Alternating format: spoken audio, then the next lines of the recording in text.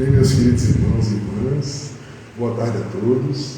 É um prazer recebê-los aqui para a gente poder fazer nossas reflexões e aprendermos juntos os ensinamentos que a doutrina espírita nos traz, nos esclarecendo, sobretudo, a entender a mensagem de Jesus. Né?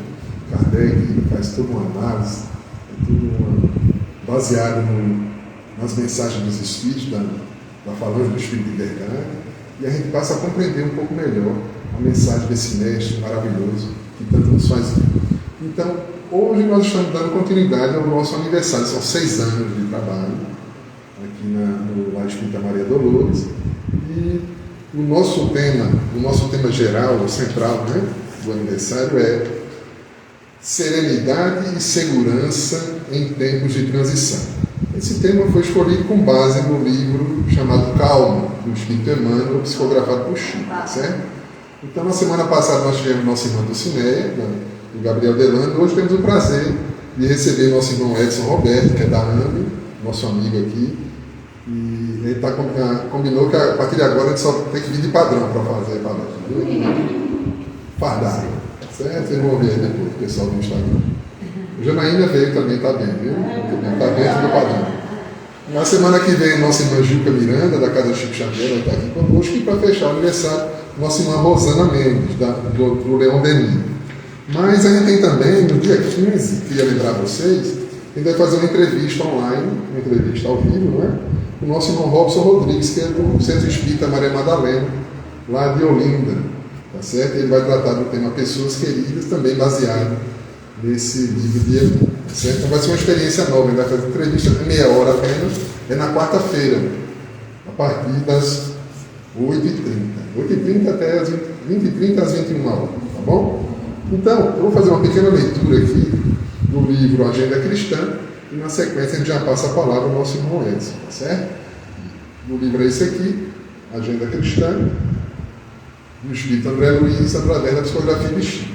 E tem uma mensagem que eu achei interessante que eu queria compartilhar com vocês. É Irmãos em Perigo.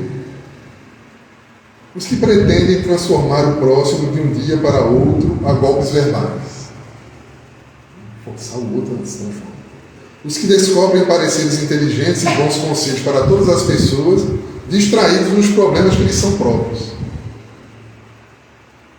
Os que colocam a mente em outro mundo de maneira absoluta, sem atender aos deveres do mundo em que respiram. É, por exemplo, vir para a casa espírita todo dia e esquecer que tem as obrigações de trabalho, com a família do lado de fora, né? Irmãos em perigo. Os que permanecem incessantemente preocupados em defender-se, toda hora querem se explicar. Também é algo que não tem necessidade disso, é só por orgulho, né? Os que fazem 10 projetos maravilhosos por dia sem concretizar nenhum deles em 10 anos. Planeja e não realiza nada. Os que reconhecem a grandeza das verdades divinas, mas que jamais dispõem de tempo para cultivá-las, em favor da própria iluminação. Quem acha bonito, realmente faz sentido, mas na hora H de colocar em prática em sua vida, na sua iluminação, não faz. Os que adiam indefinidamente para amanhã o serviço da compreensão e do amor ao próximo. Não apenas ir fazer trabalho na casa espírita, mas na nossa vida mesmo, até no nosso trabalho cotidiano. Será que a gente está sendo mais paciente com o nosso colega de trabalho? Aquele que fala um monte de coisa que a gente não gosta. Ou aquele... Eu tinha um amigo que quando ele queria falar comigo, ele segurava logo no braço, era para não fugir. Aí começava a falar um monte de coisa sem parar. Aquela ânsia, né? Isso é carência afetiva, né? E são oportunidades que a gente tem de ter paciência com o nosso irmão. Isso é um serviço. Os que se sentem senhores exclusivos de todos os trabalhos no campo da caridade, sem distribuir oportunidades de serviço aos outros. Quando se envolve numa tarefa, por exemplo, numa casa espírita, quer fazer todos os trabalhos e não distribui as tarefas com as pessoas. É um irmão em perigo. Ele tem que distribuir, tem que delegar, assim a gente vai fazer. Os que declaram perdoar a ofensa, mas que nunca conseguem esquecer o mal. Da boca para fora, a gente fala que perdoa, mas o mal está ali dentro daquela mágoa, né? É um veneno que a gente carrega conosco. E, por fim, os que encontram ensejo de se entediarem da vida. Porque é muito fácil de se entediar. Se a gente der brecha, a gente fica entediado, né? Mas a partir do momento que a gente se envolve com coisas boas e úteis, o tédio vai passando. Especialmente quando a gente se envolve em tarefas do bem. Quantas vezes eu participei de atividade, a gente fazia muito de visitas invasões e favelas, né, lá em Recife.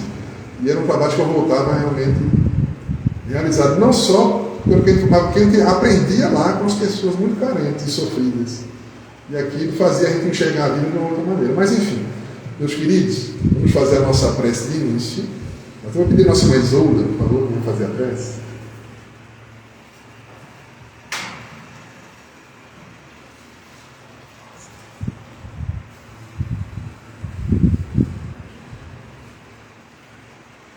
Senhor Jesus, querido Mestre, Espíritos amigos, protetores, pedimos neste momento as bênçãos salutares para que o irmão que usará da palavra possa ser iluminado o suficiente para trazer para todos nós mais um ensinamento.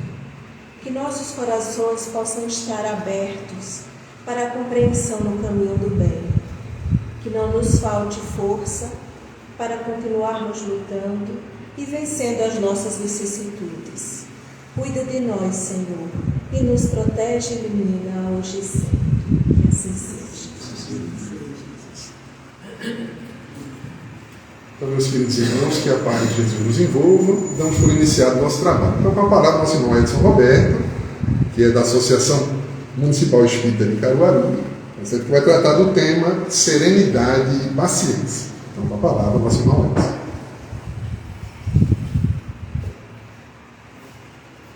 Boa tarde, meus irmãos, minhas irmãs. É uma surpresa imensa encontrar vocês aqui no dia de domingo à tarde, principalmente pós-pandemia e com um sol bonito desse. Então a gente está na praia, tomando sol, alimentando o corpo. Mas hoje vamos tentar nos alimentar da alma, alimentar o transcendente. E o transcendente só pode ser alimentado pelo transcendente. Então, os benfeitores espirituais que estão conosco aqui nessa tarde, certamente nos vinculou para esse encontro aqui, ou reencontro, né? Porque tem muitas pessoas amigas aqui que faz tempo que eu não vejo, né? Depois da pandemia a gente não sabe se alguém já partiu para o além ou não, né? Só sabe se está vivo depois que se reencontra. E nas redes sociais eu nunca encontro ninguém. Porque todo mundo disfarçado. Você olha para a pessoa, não é a pessoa. Está com o mesmo nome, os mesmos filhos, marido, mas é outra pessoa.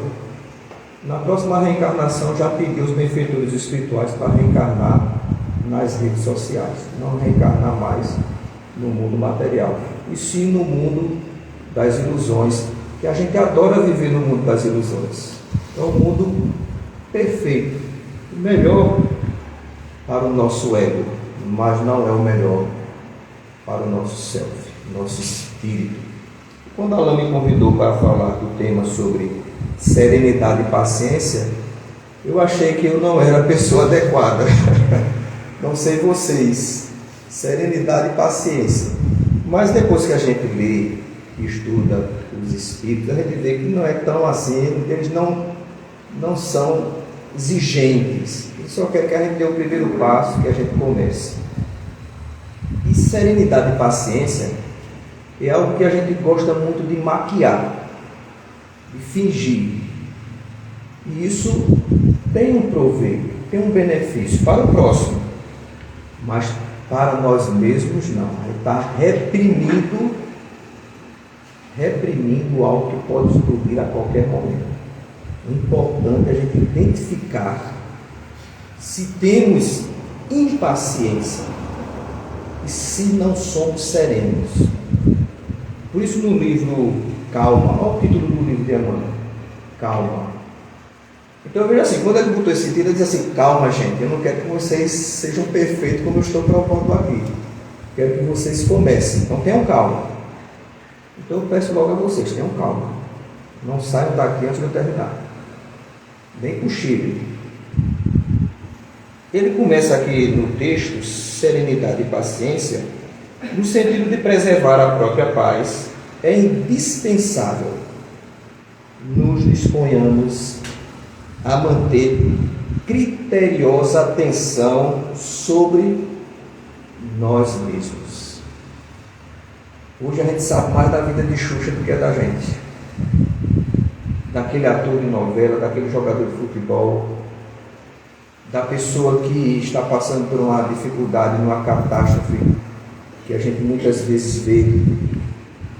E esquecemos que nós existimos, que somos importantes, que se dermos atenções, como aqui o Emmanuel propõe, mas é uma atenção não para alimentar o nosso ego, e sim para que a gente identifique quem somos nós. Somos aquilo que as pessoas enxergam em nós, porque muitas vezes nós somos hipnotizados pelo elogio, muitas vezes não somos sinceros, e a gente passa a adotar um comportamento que não somos, e não conseguimos sustentar esse comportamento. Quando eu falo disso, é de maquiar uma perfeição que a gente não tem. Certamente a gente tenta ludibriar e trabalhar contra o que nós realmente somos. E muitas vezes nós somos deparados com situações e circunstâncias que vai nos fazer sofrer. E principalmente quando a gente luta contra nós mesmos, nós desenvolvemos um sentimento que propicia a ansiedade, o medo que as pessoas descubram o que nós somos. Nós vendemos uma imagem que não somos e passamos a temer que descubram que a gente não é, apesar das pessoas pensarem que nós somos, não uma perfeição, mas algo que eles projetam e a gente muitas vezes acredita que é. E acha bom. Por que ele não gosta de um elogio? Semana passada mesmo uma pessoa chegou para mim após uma palestra lá no Bezerra de Menezes e disse: faz tempo que eu não te vejo. Gente, eu olhei para ela, por uns 5 minutos eu não consegui lembrar quem era aquela pessoa. Mas as pessoas mudam, né? Estão mudando nas redes sociais, estão mudando também na vida física. E eu perguntei para ela assim: mas de onde você me conhece? Não, você, eu conheço, eu sou amiga de fulana de tal. E realmente eu conheci essa pessoa. Mas ela disse: Edson, você está mais magro. Gente, eu sempre tive esse corpo aqui, nunca engordei, bem que eu tento. Pode que eu luto a favor da balança, mas não tem jeito.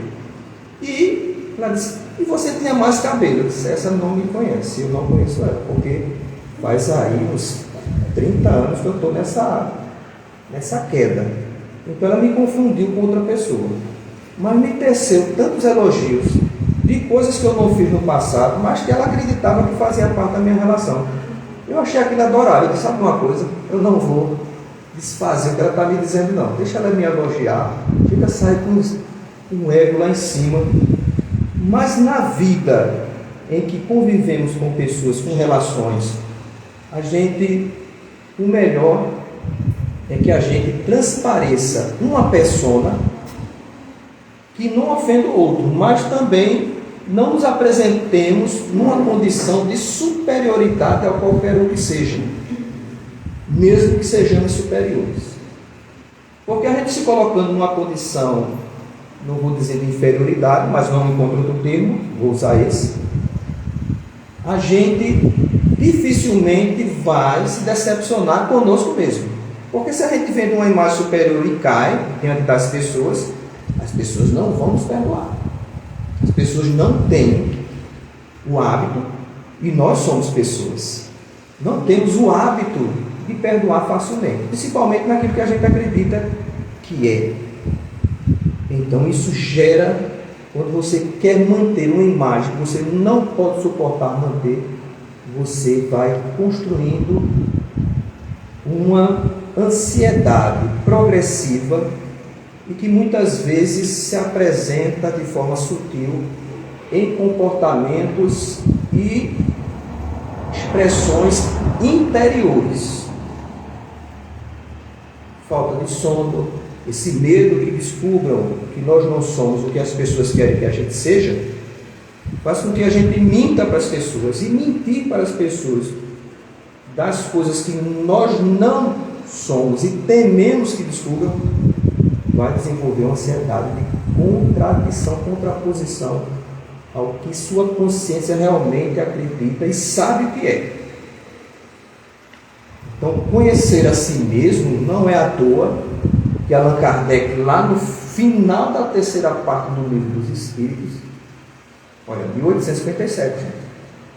1857, Kardec já se preocupava com o conhecimento de si mesmo. E ele colocou esse título. Por que a terceira parte do Livro dos Espíritos? Por que a terceira parte? Por que não na primeira parte? Porque Kardec era pedagogo. Então, o Livro dos Espíritos não é livro para a gente estar abrindo. Vou abrir aqui porque o meu mentor espiritual vai indicar a página que eu tenho que ler. Não é esse tipo de obra. É uma obra que precisa que você leia a introdução, prolegômenos, e adentre progressivamente em conhecimentos que são pré-requisitos para os próximos.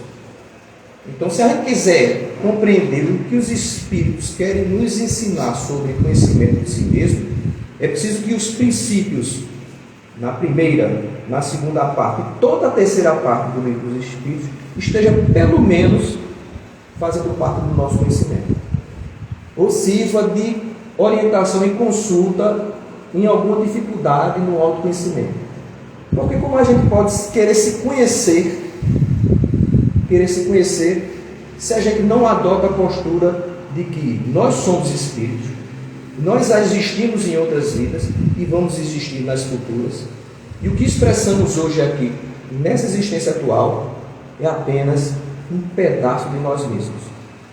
O que somos, a consciência desperta, o que acreditamos que somos é apenas um percentual muito pequeno do que realmente nós somos.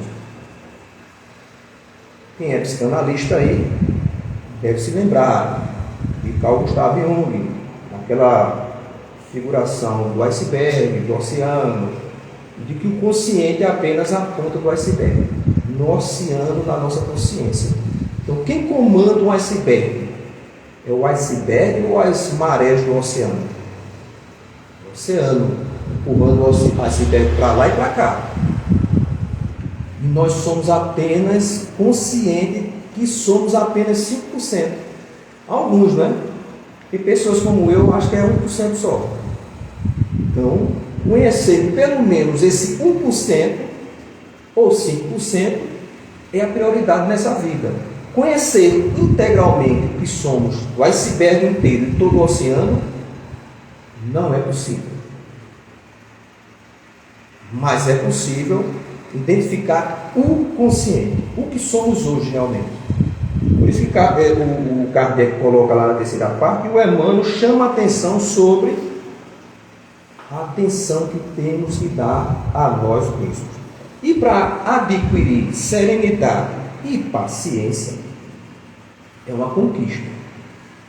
E olha, são conquistas que muitas vezes vai ter que passar por algumas experiências reencarnatórias. Se você encontrar uma pessoa que já nasceu com aquela serenidade, com aquela sabedoria, com aquela paciência, numa constelação familiar totalmente contrária, é porque esse espírito já conquistou em outras vidas. Ou então ele está tomando Rivotril. Então, temos que tomar cuidado com as pessoas que se apresentam serenas. Por isso que ele diz aqui, ó, se a gente começar a fazer comparações com pessoas serenas, principalmente hoje, porque somos muitos de nós controlados por medicações, muitas vezes ocultas, escondendo essa realidade. Não que esteja errado, mas quando fazemos essa comparação, a gente fica bem, mas fulano é tão tranquilo. Sim, mas ele toma uma medicação para mantê-lo naquele estado. Hoje estamos vivendo uma situação terrível. Ninguém pode ser impaciente, nem tampouco ninguém pode ser assim meio pavio curto ou simplesmente meio elétrico, porque as pessoas dizem logo que é alguma patologia e precisa de ajuda. As crianças hoje são as maiores vítimas, porque todo mundo agora quer diagnosticar as pessoas com doenças. Rede social, desculpa eu estar repetindo essas críticas, mas tem médico de todas as especialidades, sem diploma. Uma vez uma amiga espírita colocou lá sintomas de pessoas que podem estar com depressão. Eu estava para lá de depressão, porque quando eu li eu tinha todos os sintomas, todos. Aí li outra, eu acho que essa amiga espírita, ela estava em busca de ser médica nessa encarnação, não pôde, encontrou o lugar ideal para fazer diagnóstico. Lista das pessoas que são autistas. Quando eu li os sintomas, eu era autista. Também. Aí eu fiz o seguinte, sabe de uma coisa? Eu vou deixar de ler essas listas, porque senão eu vou morrer doente antes da doença chegar. Então cuidado, muito cuidado com isso. Esse autoconhecimento não pode fazer comparações com as pessoas que nós encontramos aí. Eu estava no banco certa feita, alguns anos atrás, uma pessoa chegou para mim e disse: "Estás diferente, Edson?" Eu disse: claro que eu estou diferente. Eu estou com menos cabelo, eu pensando, né? Engordar eu não engordo, não tem jeito. Então a única coisa que mudou desde a última vez foi queda de cabelo. E ele disse: não, estás mais calmo, mais tranquilo, estás diferente, porque você não percebe essa serenidade, nem essa paciência. Só percebe quem fez uma comparação de você mesmo em um determinado período de tempo. Então, nada de fazer comparação. Desligue o Facebook, o Instagram, quando você for fazer autoconhecimento. Você vai querer fazer comparações com quem não pode. Então, Emmanuel não quer que a gente seja perfeito. Ele quer que a gente se esforce. Então não dá. Você vai perder a paciência um dia. Você vai estar num momento em que a serenidade está longe de você. Principalmente quem dirige aqui. Quem dirige sabe o que eu estou falando. Então há momentos e circunstâncias na vida que não dá. Mas isso é parte do conhecimento que a gente não é anjo ainda.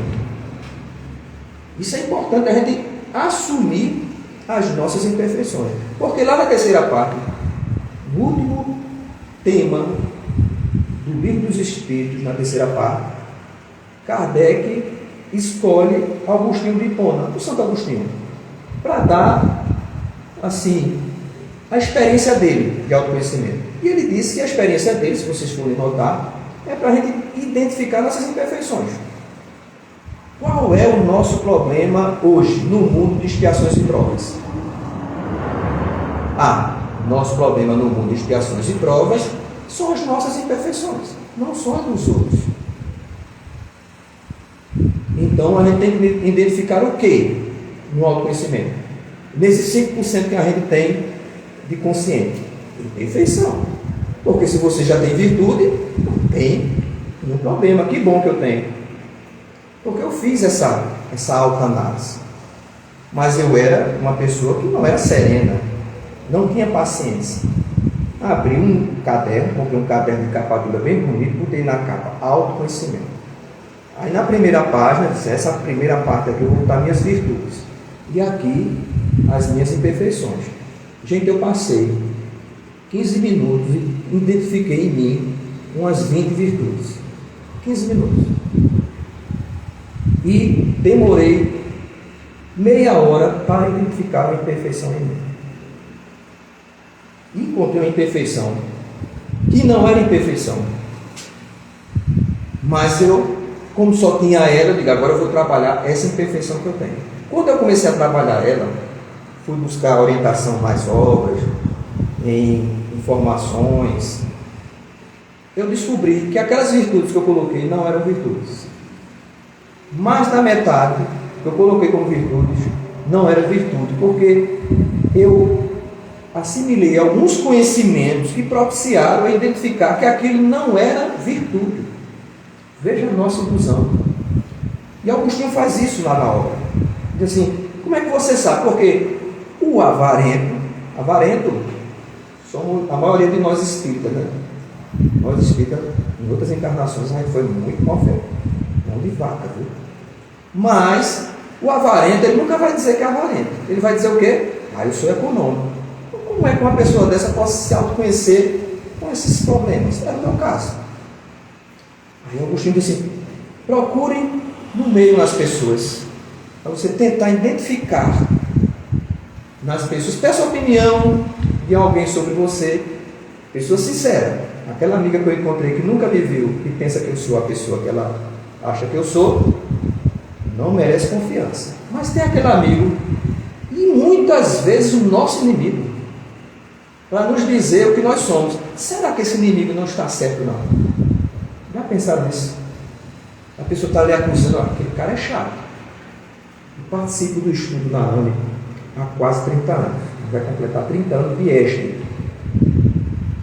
Uma pessoa chegou para mim, estudando comigo, há 5 anos seguidos. E ela chegou para mim: olha, 5 anos ela comigo lá no ESTE. Porque o ESTE é longo, prolongado. Mas a apostila geralmente é 1 ano, 1 ano e meio. E ela disse assim: olha, quando eu te conhecia, eu te achava um chato. Um chato. Olha, eu sentia mal com a tua presença antes. Eu digo: e agora? Não, de semana passada para cá eu comecei a notar que você melhorou um pouquinho. 5 anos, gente. 4 anos e tantos meses depois ela começou a me ver de outra forma. Então eu comecei a analisar: será que eu sou chato mesmo? Então, esses sinais que os nossos antipáticos nos dão, às vezes são familiares, às vezes pode ser até a sogra, o cunhado, não são confiáveis, mas pode ser um sinal de que você tem algo que pode ser trabalhado e melhorado. Então, Agostinho faz essa análise e propõe isso. Mas Emmanuel, ele coloca aqui, vejam só, não se trata de prevenção contra ninguém. A proposta que ele vai dar aqui, certo? E sim de autogoverno. O que a gente tem que se acostumar a fazer é se autogovernar. Não se ofendam com as palavras que eu colocar aqui durante essa tarde, que às vezes toca, né? E ofende. Por exemplo, houve uma época que tinha uma novela nos anos 80. Eu assisti novela até os anos 80, final dos anos 80. Depois de lá para cá não assisti mais novela. Não porque eu não gosto de novela. Eu não tinha tempo, não tinha interesse em outras realizações a fazer. E eu me lembro que tinha uma novela em que uma atriz colocou o cabelo de um determinado tipo de penteado.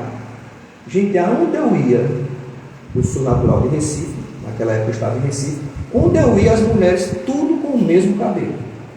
Tudo. Hoje eu chego aqui, por exemplo, nesse ambiente, deve ter aí umas 10 mulheres, note que os cabelos são diferentes. Não há mais aquela preocupação de você manter um padrão. Isso, de certa forma, é um autogoverno. Você se sente bem com o que você gosta realmente, e não com o que os outros propõem que você tenha que usar. Não, gente, pode usar o cabelo da atriz que tiver, não tem problema. Mas naquela época, era a moda, parecia que era impositiva. Hoje você sabe muito bem que a moda está ficando cada vez mais particular. Isso é um autogoverno inicial. Mas existe uma área, que é da área moral, que a gente tem muita fraqueza ainda na questão do comportamento. Então, esse autogoverno, o comportamento que estamos falando aqui, é da serenidade e da paciência. Então, esse autogoverno a gente tem que desenvolver e tem que trabalhar, porque senão vai correr Rivotril. Vai sim. Mais que você queira fingir, você vai constranger a si mesmo. E a nossa consciência não foi criada por Deus para isso. Pelo contrário, ela se revolta com tudo que fazemos contrário ao que nós queremos que seja bom para a gente, de verdade, e para o próximo. Ainda tem isso. Nossa consciência foi trabalhada por Deus para se preocupar com o próximo. Quando a gente se contrapõe a isso, de se amar e amar o próximo, a gente começa a ter problemas na alma, silenciosos, mas crescendo, e muitas vezes aproveitáveis por entidades obsessoras. Então estamos muito fragilizados nessa área, todos nós. Mas ele dá algumas propostas aqui para que a gente possa desenvolver esse autogoverno.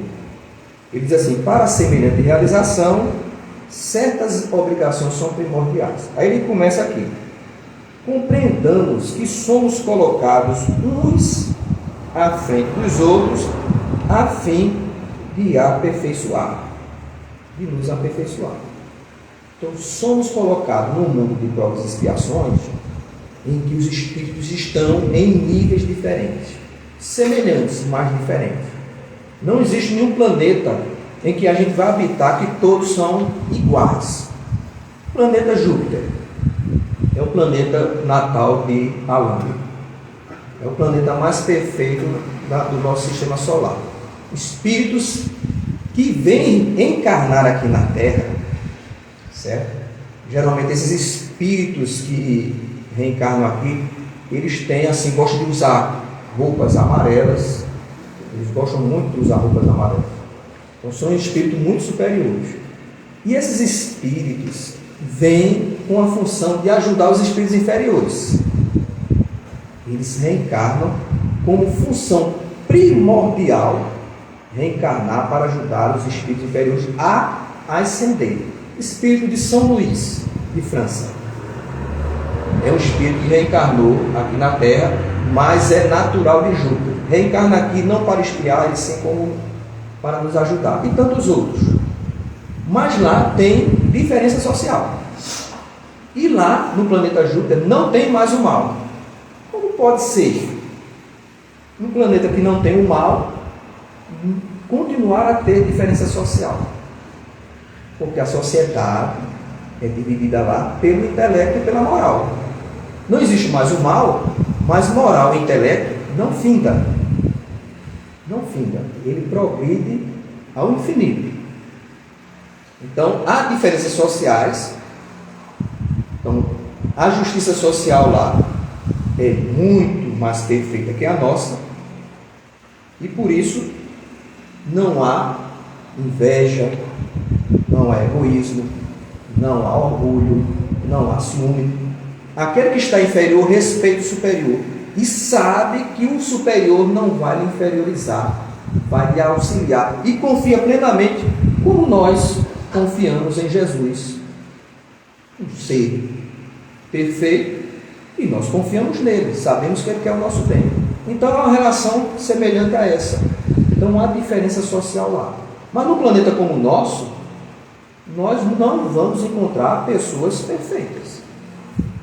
Mas a gente gosta de projetar que aquela pessoa seja do jeito que a gente gostaria que ela fosse. Isso é um problema grave. E onde nós vamos identificar os maiores problemas e dificuldades nas inter-relações? Onde? Na família. Onde está mais o nosso próximo? Na família. E no mundo de expiações e provas, normalmente são famílias provacionais. Raríssimas as que não são. E muitas vezes recebemos no nosso lar a pessoa que nós merecemos para nos aprimorar. Podemos faltar com a paciência? Claro, sem problema nenhum. Mas com a consciência de que devemos tolerar. Tolerar é controlar a nossa impaciência. Não quer dizer que a gente vai anular. Porque quem é mãe aqui sabe. Tem momentos que a gente se estressa. Os filhos. Isso é natural das mulheres, né? Quem são mães. Porque preocupação. A preocupação. Você já ouviu falar que peru morre de véspera? A gente vive feito peru. Mãe, quando fica grávida, ela já vai pensando besteira. ela olha assim, será que vai nascer com saúde? Não confia. Será que vai nascer com saúde? Será que vai dar tudo certo? Será que... Aí nasce certo, com saúde, gritando no berço. Aí nos primeiros dias, ela vai lá 3 a 4 vezes por noite, talvez o bebê está respirando. Será que ele morreu? Será que ele está respirando? Ele cresce e a mãe pergunta, o que é que ele vai ser no futuro? Será que ele vai ser um homem de bem? Será que ele... Então, essa preocupação pelos nossos entes queridos, que a gente ama, é típico de uma falta de confiança nos desígnios de Deus. Eu estou falando aqui, mas eu sou do mesmo jeito com meus filhos. Mas isso é uma confiança que ainda não adquirimos. Uma confiança de que não nos separamos pela morte. Pela morte. Muitas vezes, meu filho, na adolescência, ele me perguntava, se eu morrer, pai? Ele não é muito espírita não, sabe? Apesar de um pai espírita, não é bom ter um pai espírita decidido, não é bom. Ele me perguntou, pai, se eu morrer? Se você morrer, eu vou certamente, eu vou ficar muito triste. O senhor vai chorar? Claro que eu vou. 2 dias. Depois dos 2 dias eu não vou chorar mais.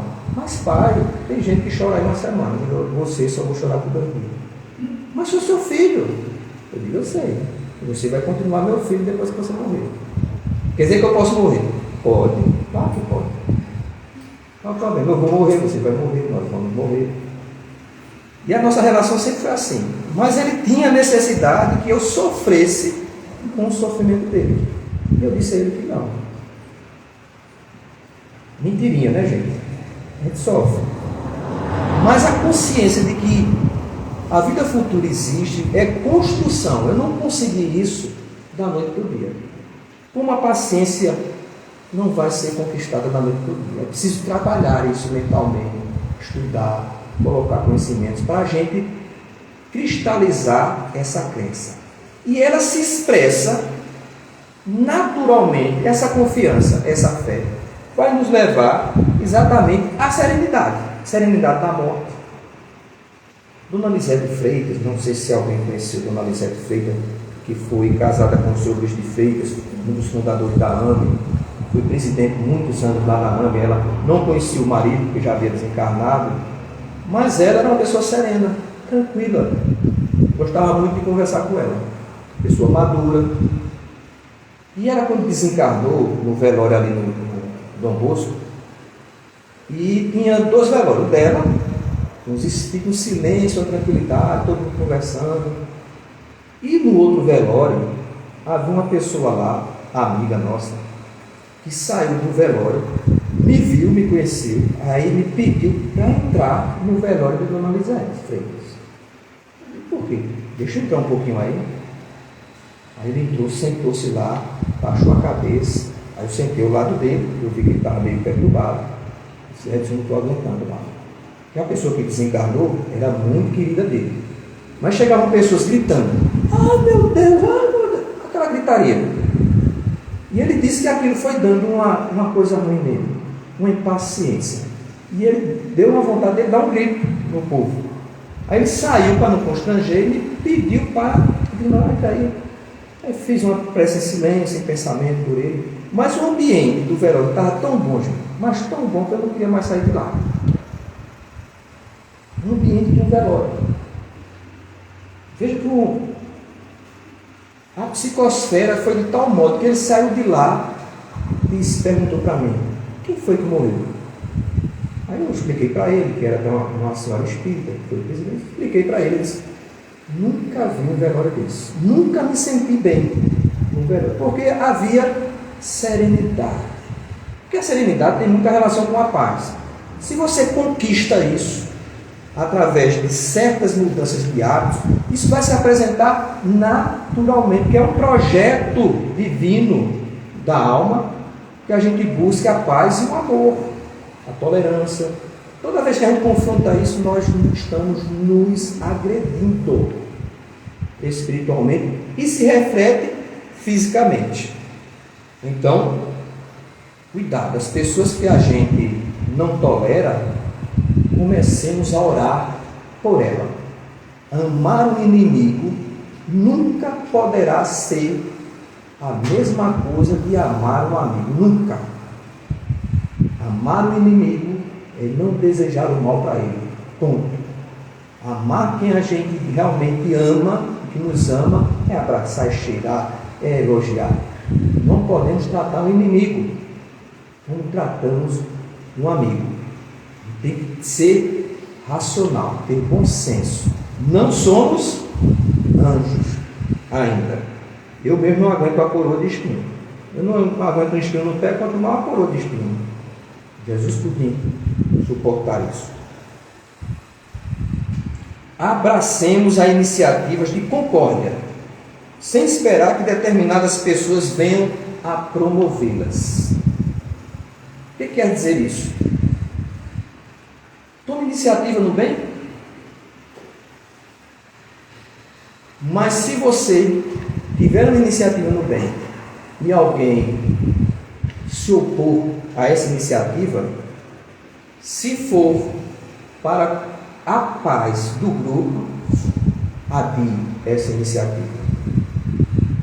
Adie. Porque se é uma iniciativa no bem, ela vai se apresentar. Porque muitas vezes, eu já vi isso, gente, no movimento espírita. Não posso falar do movimento católico, nem protestante, porque eu não vivi nesses movimentos. O movimento espírita de a pessoa se reunir para definir a sopa. A sopa. Na reunião, nunca a Casa Espírita fez um trabalho da ciência social e resolveu fazer uma sopa para os menos afortunados. Em uma comunidade pobre, nas proximidades, e resolveram fazer. Vamos fazer uma reunião, vamos, para definir tudo que tem que ser feito. Na primeira reunião, houve uma briga de ideias. Na primeira reunião. De ideias, e foi uma confusão, terminaram nem sopa nem nada. E ainda mais, alguns trabalhadores foram-se embora da casa. Se tivesse ficado em silêncio aqueles que não concordaram, porque a sopa ia sair. Digam por que a sopa não saiu. Porque um dizia que não. Sopa de carne não pode. Porque está lá no livro de André Luiz que a carne faz mal para a gente. Gente, eu sou plenamente a favor de quem não come carne, mas eu como. Sou plenamente a favor de quem não come carne, mas eu como. E não fico com raiva de quem não come. Agora, se você fica com raiva de quem come, tem um problema, não é veganismo, não. Você tem um problema psíquico. Você precisa de tratamento. O problema não é a carne. Você apenas está usando a carne como instrumento para a discórdia. Se quiser fazer a sopa vegana, faça a sopa vegana. Se é carne, aí não vou fazer uma canja não. Canja não. As bichinhas, as galinhas. Aí, mas a sopa saiu depois. Mas veja como as discordâncias se dão, muitas vezes, por enfermidade nossa. A gente não sabe dizer assim, eu concordo. Eu estou na AME, perto dos 30 anos, como trabalhador da AME. E sempre escutei coisas lá, decisões que eu não concordava. Mas a maioria concordou, eu dei minha opinião e trabalhei a favor daquilo que eu não concordava. Trabalhei, me esforcei, dei duro. E tem mais, quem deu a ideia caiu fora e eu assumi. A pessoa que deu a ideia, eu fui contra, porque olha, isso não vai longe, porque isso exige muito esforço, muita determinação, e é muito difícil. Mas a pessoa disse que quer. Vamos, terminou eu ficando, assumindo. Mas eu aceitei. A concórdia. A gente tem que trabalhar muito isso. Porque o bem é bem. Não existe relatividade no mal, nem relatividade no bem. Bem é bem, mal é mal. Cuidado, gente, com essa relatividade do mal. Mal é sempre mal, bem é sempre bem. Existem os meios, os caminhos, mas quando se decidimos fazer o bem, nós vamos fazer. Pode ser perfeito ou imperfeito. O que determina isso é a nossa vontade.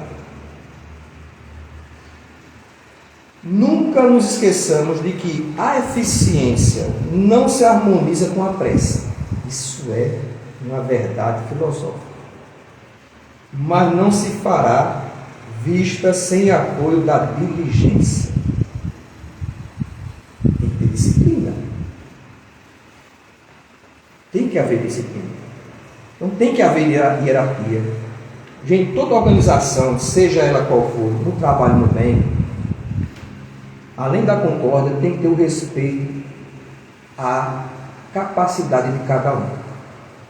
Às vezes, nós vamos encontrar muito isso nas relações, na prática do bem. A gente vê uma pessoa que é médica, que é advogado, e a pessoa que está à frente do trabalho, uma pessoa muitas vezes que não tem todo esse aprofundamento intelectual, mas tem a capacidade de promover essa concórdia e sabe ouvir, sabe falar, sabe unir, mesmo que muitas vezes não tenha a mesma eficiência. Qual é o papel nosso se nós estamos intelectualmente superiores a esses que dirigem o trabalho? O papel é de auxiliar, sem inferiorizar. Já vi muitas pessoas deixarem uma casa espírita por estarem, na mente dele, numa condição de superioridade intelectual aos outros. E não aceita a subordinação, a diligência de algum que ele acredita na mente dele que está inferior a ele. Que bom que ele parta da casa espírita. Que bom. Eu aprendi isso com os anos, né? Nada de chaleirar a gente. Olha, Alain, não gosto, olha, vou deixar, porque olha, esse ventilador vem no domingo aqui, calor. Bota um ventilador melhor, meu filho. Olha, se não botar, eu não venho. Alain tem que fechar lá. Vá com Deus, Nossa Senhora do Bom Parto, porque não está aqui em busca de alguns interesses. Eu tive experiência com uma senhora que lutou para participar do extra lá, porque tem uma proposta da apostila da Federação Espírita Brasileira e a gente tem que seguir. Aí, quando terminar a primeira apostila, a gente recomeça e você adentra. Mas não. Aí eu deixei ela entrar no meio do caminho. Ela entrou. No primeiro dia ela veio, no segundo não veio, no terceiro não veio, aí não veio mais. Me encontro com ela. Aí disse, foi minha amiga? Gostou? Olha, eu passei, ela devia ter uns 50 anos de idade, né, de maquiagem, porque tirando a maquiagem ela devia ter uns 70. E ela disse assim, Edson, olha, eu já saí de casa cansada, aí chego lá e ter que ler livro, ir para a sala de aula de novo, e aquela cadeira dura, realmente uma cadeira dura, e aquela cadeira dura desconfortável. Eu pensei que a gente ia chegar lá. Eu sei o que ela queria, porque todo mundo disse, a aula do Extra é maravilhosa. Eu acho que ela estava pensando que a gente ia chegar lá e começar todo mundo a dançar, sabe? Vamos dar as mãos. Porque tem essa coisa, tem as pessoas que querem uma ilusão. Está cheio, gente, na internet de ilusão. Cheio de ideia. Eu fui para um evento espírita aqui em Caruaru, pessoal que tem uma proposta mediúnica estranha. Eu fui, curiosidade, me arrependi. Existe proposta mediúnica, que é uma lei natural, a mediunidade tem os seus mecanismos, não muda. Você botar a mesa aqui acolada de cabeça para baixo, a mediunidade é a mesma coisa. Mas essa pessoal veio com a proposta de a mesa aqui, o médico acolado, não sei o que, desobsessão por corrente magnética, eu fui. Aí tem aquele evento, né? Aí disse, vamos fazer o seguinte, vamos concluir nossa reunião. Eu tenho uma tendinite crônica no meu ombro, às vezes é o direito, às vezes é o esquerdo. Os bichos ficam brigando quem quer doer mais, às vezes. E eu estava nesse dia. E piora, quando a gente está meio chateado, piora, né? Quem tem dor sabe como é que é. Aí já não gostei daquela coisa lá. Aí ele disse assim, agora fecha as portas da associação comercial. Fecha as portas, ninguém entra, ninguém sai. Na hora que eu ia sair. Eu disse, não, já que eu estou aqui, eu ia tomar um anti-inflamatório, né? Eu não estava aguentando mais aqui. Aí, agora vamos todos pensar em Jesus nesse momento maravilhoso. Aí botaram uma música lá, né? E começaram a cantar tudinho, aí começaram a levantar, vamos pegar as mãos. Um cabra mais alto do que a lã. Vocês já viram a lã em pé? Do meu lado, aqui do lado esquerdo, do lado que o homem estava, eu não conheço ele, eu nunca vi ele. O pescoço dele era o tamanho da minha coxa. Ele era um daqueles brutamontes. Ele pegou na minha mão sem eu pedir. E ainda mais, o pessoal começou, segura na mão de Deus. E levantou, eu fiquei pendurado. Latejando o meu ombro. E ele chorando. Aí ele olhou para mim e disse, você está chorando também? Eu estou chorando. Não é emocionante? É emocionante. Muito emocionante. Aí todo mundo saiu bem. Foi tão bom. Foi ótimo. Mas teu marido está em casa difícil, aquele patrão vai continuar do mesmo jeito. Aquele emprego que você não quer vai continuar. A vida difícil vai continuar. E você vai viver na ilusão. Dá vontade da gente dizer assim. É o que o Emmanuel está dizendo aqui. Só que Emmanuel usa umas palavras bonitas. Eu já não uso, né? Em suma, a serenidade não é uma aquisição espiritual que se faça em toque de mágica. A gente pode até ir para esses lugares para ficar, né? Tudo bem, mas colocar na cabeça e não se viciar nesses lugares. Eu conheço gente que se vicia. Segue. Aí eu vou. Onde tiver eu vou. Mas não consegue trabalhar a si mesmo. São cultos exteriores, gente, isso aí. Você não consegue trabalhar a você mesmo. Convém lembrar que os nossos ouvidos podem ser transformados em extintores do mal. Isso é difícil, eu vou confessar que isso é difícil. Ele tem coisa melhor do que uma fofoca. Não tem. Não tem. É gostoso. Olha, dá aquela coisa, né? Olha, a Eva não aguentou? Eva. Deus disse assim, olha, está vendo aquela fruta ali? Não pode comer. Aí Eva perguntou, por que, Deus? Não pode. Você dizer isso para uma mulher? Não diga. A Eva endoidou lá dentro. Tomou chá dela, porque tinha tudo que eu era chá tinha lá, porque não era o paraíso, era o jardim de delícia, da tradução real é jardim de delícia, mas o ocidental gosta de uma palavra, né? Tomou todos os chás, mas não teve jeito. Tem que saber o que é, que gosto tem aquela fruta. E para piorar, Deus ainda colocou uma serpente lá para tentar Eva. Deu chato, né? Deu mal. Criou a mulher, curiosa. Gosta de saber de tudo. Ainda bota uma serpente e diz uma coisa que ela não quer saber por que e não tem essa resposta. Tem que matá-la. Aí é simbólico. Isso aí é figurativo. Somos nós adoramos isso. O vidro, tanto que os BBBs da vida aí são o que mais atrai as redes sociais, televisão.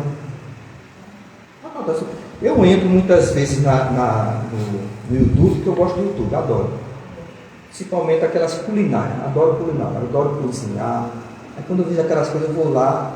A mulher me ama, minha esposa. Por conta disso, porque domingo é meu, olha, vai-se embora para a cama, não se levanta até a hora do almoço. É a mulher que não quer um negócio desse. Mas também, durante a semana, ela vira escada no fogão. Mas eu dou esse dia para ela. Então eu adoro aquelas coisas. Aí de vez em quando aparece uma outra coisa lá, e eu assisto, e eu noto a quantidade de visualizações. Quando é coisas de caráter particular da vida de alguém, é assim. É uma mulher que tem uma fazenda, um sítiozinho, aí mostra o filho, mostra o marido, tudo, como é que faz, tudo. É muita gente querer saber. É algo assim. Como a tecnologia chegou, e na época, Emmanuel, quando publicou esse livro, a gente não tinha essa tecnologia que tinha hoje. Então a gente não coloca só os ouvidos, tem que colocar os sentidos audiovisuais. Não só escutamos, mas também o que assistimos. Então muitas vezes nós vamos testemunhar coisas que a gente tem que se calar. Minha vizinha, ela viu o marido da outra vizinha com outra mulher numa loja aqui, no maior abraço. Ela não suportou 15 minutos, pegou um Uber, voltou para casa para dizer à mulher dele. E ainda mostrou no celular, olha aqui. É uma irmã dele. Ela o quê? É irmã dele. Ela tem o direito de abraçar. Meu Deus, bem que eu pensei que era alguma pessoa da... Muitas vezes agimos assim. Então, aceitemos, essa é a principal. Aceitemos a realidade de que o próximo não tem a nossa formação. E saibamos respeitar cada criatura na posição em que se encontra. Já falei aqui das questões da hierarquia, mas também, muitas vezes, nós não tratamos aqueles que estão num cargo de subordinação inferior. Por exemplo, eu já falei que tenho tendinite, né? E passei muitos anos fazendo fisioterapia. Depois eu briguei com a fisioterapia, arenguei com Deus, arenguei com o meu espírito protetor e disse: olha, não vou fazer mais tratamento de nada. Acabou-se, olha, se quiser me ajeitar, me ajeite. Mas o que é que eu fiz? Me disciplinei, passei a pegar menos peso, alguns alimentos inflamatórios eu parei, diminuí, porque tem alimentos que são inflamatórios. Não vão atrás de internet não, viu, Gustavo? Vão atrás de um especialista, de um nutricionista. Então, comecei a disciplinar minha vida, diminuiu bastante as crises, sem precisar usar o inflamatório, sem nada. Mas quando eu fazia essa fisioterapia, não sei se você já foi para a recepção de fisioterapia. Quem já foi aqui? E eu tinha lá, vamos dizer assim, uns 45 anos, para vocês verem quanto tempo faz, né? Eu tenho esse problema. 40 para 45 anos eu ficava lá. Gente, uma vez por mês eu fazia 10 sessões de fisioterapia para ir trabalhar. Não só. Mais das vezes esses meus problemas eram estresse, preocupação, peru. O Natal é amanhã, mas você já sabe que vai morrer. Pode ser que não, pode ser que o pessoal que comprou você seja vegano e você é um peru que vai ser tratado bem. Mas na mente da gente se preocupa. Aí cria reflexo no seu corpo fisiológico. E o meu problema era mais esse. E quando você fica na recepção, só tem adolescente nessa recepção. É 60, né? 70. E o papo? Você precisa ver o papo desses adolescentes. Aí uma senhora lá, que eu sempre havia lá, ela estava lá, a doutora Ruth, na época. A doutora Ruth estava até começando aqui em Caruaru. E ela sentava assim e começava a conversar com o outro lá, também adolescente, de uns 80 anos. Aí dizia assim: já fiz 15 cirurgias. Aí ela disse: já fiz assim, eu também já fiz. Aí saia listando, tudo quanto era doença. Aí mostrava o joelho, mostrava as cicatrizes. Eu ficava tão envergonhado porque eu não tinha cicatriz em canto nenhum. Aí eu chegava lá e dizia: vou ficar aqui, todo estranho, e ficar quieto, né? Mas era gente, olha, já fui atropelado, olha, já caí. Todo mundo, o papo era doença. E remédio? Meu Deus, você sai especialista em remédio. Tu toma o quê? Tomo isso. Isso aqui é? Tá fazendo? Me dei para eu notar. Aí a troca de remédio, olha, era uma confusão. Aí entrou uma senhora linda, uma senhora assim de uns 35 anos. Aquele sapato, quando ela anda, vai toque, toque, toque. Não tem aquela mulher que anda lindo, com perfume sensor. Os velhos ficaram até animados, né?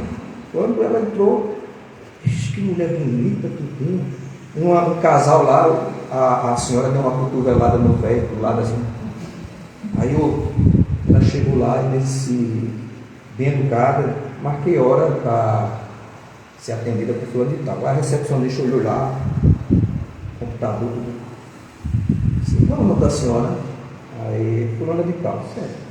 Infelizmente não estou encontrando seu nome. O quê? O quê? Meu nome não está aí. Vou processar. Aí saiu, palavrão. Isso aqui é uma...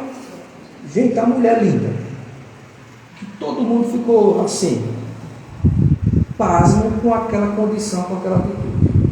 Explodiu. De uma maneira, ofendeu a pobre da funcionária. E depois que ela saiu, ela foi chorar. Depois que essa mulher saiu, ela foi chorar lá dentro, porque ela não pode responder. Não pode. Aí ela voltou, cheguei para ela e disse: olha, Você não é o que ela falou. Ela expressou o que ela é para você. Ela é sua obrigada. E muitas vezes nós vamos expressar o que nós somos quando explodimos. É o que gostaríamos que o outro quisesse ser. Você é isso, isso, isso. É o que gostaríamos que o outro fosse, mas é o que mais nos incomoda com o comportamento interior. Explode, viu? Sem controle. Sem controle. A não ser que você esteja dopado. É aquele sereno falso. Em suma, a serenidade não é a aquisição espiritual que se faz sem toque de mágica, mas sem trabalho duro, sem a experiência da vida, sem a gente conseguir identificar que todas essas experiências para nos fortalecer, a gente não sai desse círculo rotacional de ida e volta para o mesmo lugar, sem encontrar a paz interior. A paz interior. E a paz interior, eu sempre digo para as pessoas, existe a paz desejada e a paz conquistada. Alcemos a nossa visão para a paz desejada, mas com a certeza de saber se eu posso alcançá-la. Se eu não posso alcançá-la, o que devo fazer para alcançá-la? Medicação é para tratar os efeitos do problema da alma e deve ser tomado sim, para o seu bem e para o bem do próximo, de quem você ama principalmente. Mas com a possibilidade de trabalharmos o interior, concomitando o trabalho fisiológico, para buscar a paz e a serenidade. Se não estamos tendo paz interior, a culpa é nossa. Primeira coisa que a gente tem que colocar. Então, onde eu vou identificar isso? Muito estudo, gente. Estudem, leiam, se capacitem. Ah, eu sou um engenheiro, mas não estou sendo um bom engenheiro. Sou uma psicóloga, não estou sendo uma boa psicóloga. Que bom que você identificou isso. Mas você pode melhorar. Você pode, porque você nunca vai ter serenidade, nunca vai ter paciência se você não trabalhar para se melhorar. Não só no aspecto intelectual, mas no aspecto moral também. A nossa maior missão aqui na Terra não é satisfazer os outros, é nos satisfazer interiormente, verdadeiramente. E só o bem verdadeiro é o remédio para a situação atual em que nós nos encontramos. O trabalho do bem, exemplificado por Jesus, esse sim é o remédio ideal, que nos consola, porque muitas das nossas enfermidades são efeitos de outras experiências e temos que passar sim. E temos que ter paciência para vivenciá-la. E se agarrar em tudo para se manter na vida. Se agarre com tudo, religião, medicina, tudo, conhecimento. Porque viver é uma experiência realmente difícil no mundo de provas e expiações, mas extremamente necessária para conquistarmos essa paz e essa serenidade. Não temos como saber quem nós somos plenamente. Não temos. Mas podemos identificar o que nos atormenta hoje para trabalhar contra a situação em que nos encontramos. Porque vivenciamos muitas assim, ilusões. No livro de André Luiz, tem uma senhora lá que abrigou André Luiz na casa dela, Dona Laura. Quem leu a obra deve se lembrar.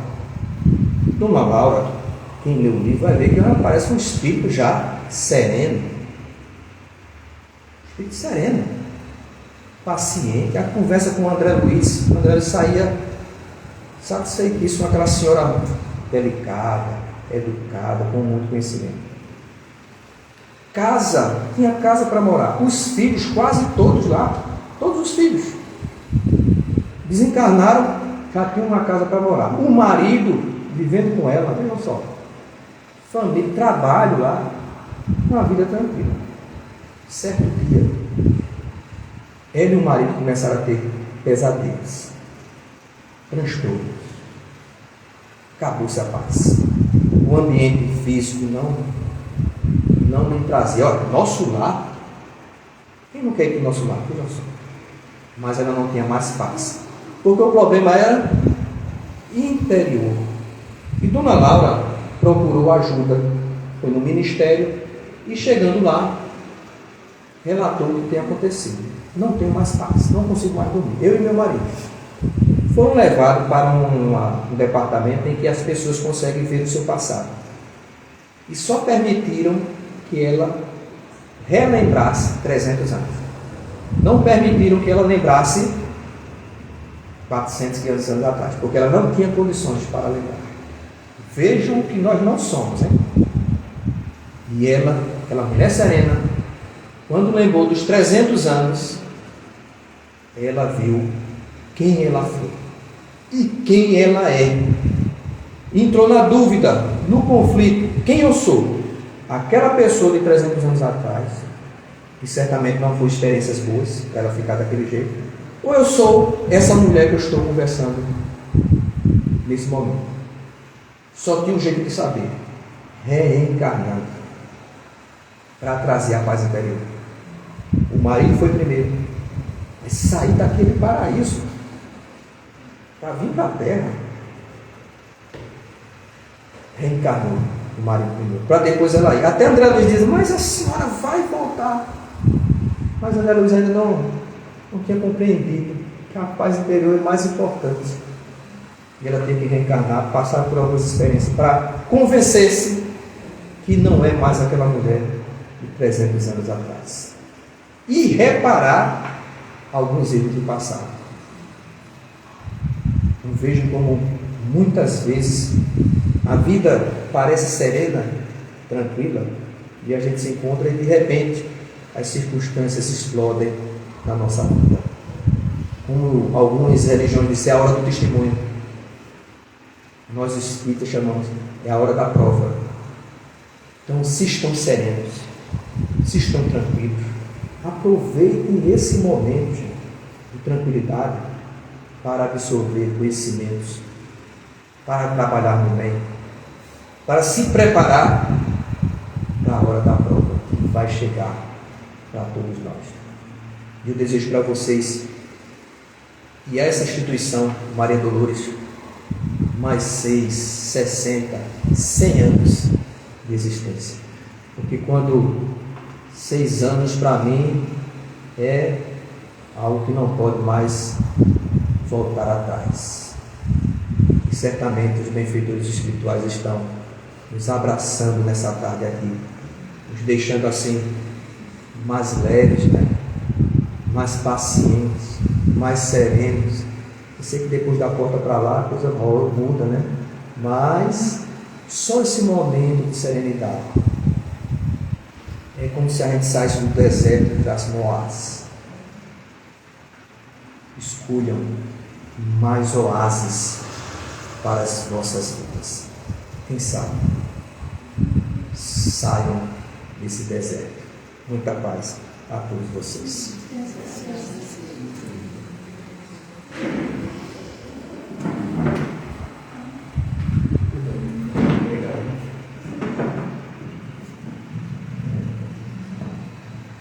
Bem, meus queridos irmãos, então, após essa palestra foi leve, tratou de temas que tocam a gente mesmo lá nos nossos problemas íntimos e nos levam à reflexão, e é muito importante fazer isso. A gente tem que ter coragem de enfrentar, de se conhecer cada vez melhor. Muito bem, então a gente agradece nosso irmão Edson, leva um abraço a todos que fazem a ANA, foi um prazer receber, e queria dar o aviso, quem quiser tomar o passe, tá certo? Após a prece final, pode ficar sentado que vai chamando para o passe, tá certo?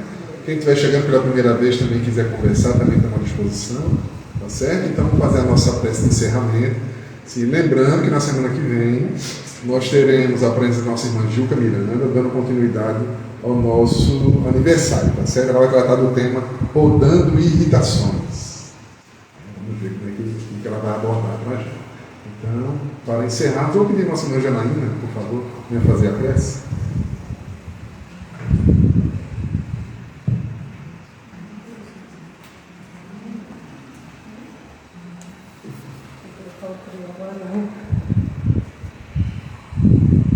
Senhor Jesus, querido amigo, espiritualidade que sempre nos auxilia, agradecemos por essa tarde, pela força que tivemos de estar aqui presentes e te pedimos, Jesus, que mantenha em nossos corações os ensinamentos que tivemos o prazer de adquirir hoje aqui, que possamos sair e colocá-los em prática em nossas vidas cotidianas, que sejamos um pouquinho mais serenos, mais pacientes, mais calmos de coração, em nossas famílias, em nossos trabalhos, onde quer que nós formos. Te agradecemos por essa oportunidade, te pedimos, nos guarda sempre, fique sempre conosco, que assim seja. Graças a Deus.